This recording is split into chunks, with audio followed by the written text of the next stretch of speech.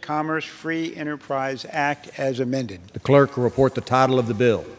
H.R. 2809, a bill to amend Title 51 United States Code to provide for the authorization and supervision of non-governmental space activities and for other purposes.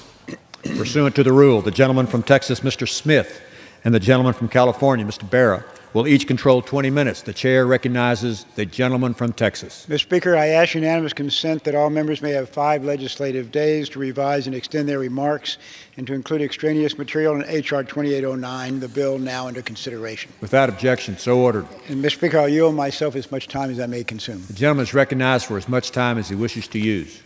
Mr. Speaker, today we give space exploration a booster rocket in the form of H.R. 2809, the bipartisan American Space Commerce Free Enterprise Act. The commercial space industry is poised to begin a major new vehicle for discoveries in space and national economic growth.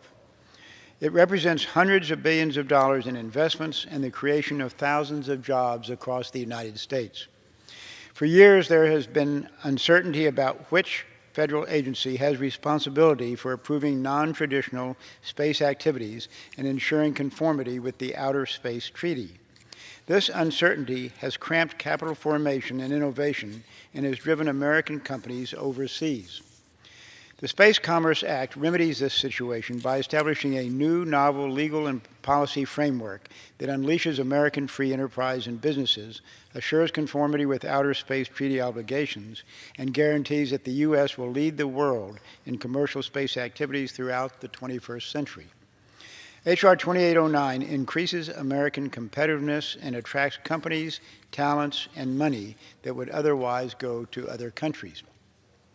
In short, the Space Commerce Act ensures that America and its workforce will benefit from the new space economy.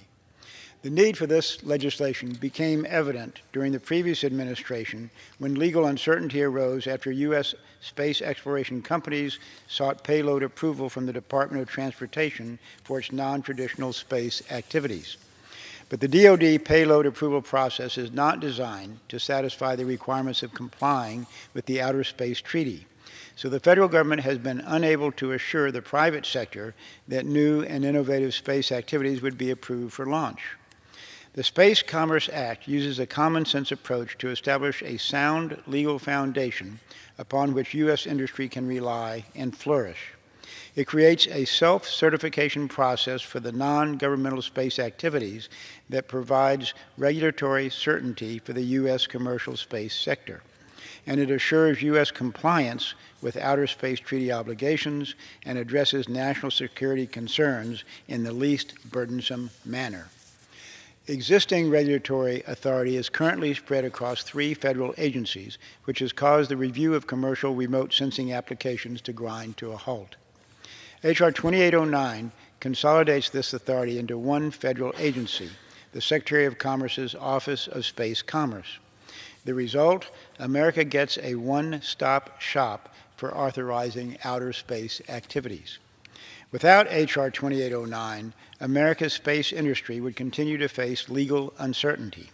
Innovation would be stifled by burdensome and open-ended regulatory processes. Other policies and interests of the United States are affected by private sector space activities, national security in particular. But the Space Commerce Act improves national security by including remote sensing reform. By requiring a national security risk assessment during the remote sensing permitting process, this bill ensures that national security concerns are addressed. H.R. 2809 improves the permitting process by creating a single decision point, increasing transparency, avoiding unnecessary reviews of technologies that have already been approved, and preventing the interagency process from indefinitely delaying decision-making. These changes allow our remote sensing industry to continue to lead the world. The bill also goes farther than current law in providing for the physical safety of government assets in orbit. After operations are certified, the government can conduct an assessment of physical safety issues that will prevent disastrous collisions and help protect the safety of government and private assets. Co-sponsors of the Space Commerce Act include Space Subcommittee Chairman Brian Babin and recent Science Committee member and now NASA Administrator Jim Bridenstine. Both Chairman Babin and Administrator Bridenstine have worked diligently to move this legislation forward. And Representatives Perlmutter, Kilmer, and Soto also helped develop this common-sense, bipartisan regulatory reform bill. Many thanks to all of them. This transformative and ground-shaking legislation facilitates commercial liftoff and declares that America is fully open for business in space. American innovators, driven by ingenuity, competitive spirit, and bold vision, are the future of space exploration. Mr. Speaker, I encourage my colleagues to support the American Space Commerce Free Enterprise Act, and I reserve the balance of my time. The gentleman from Texas reserves his time. Chair recognizes the gentleman.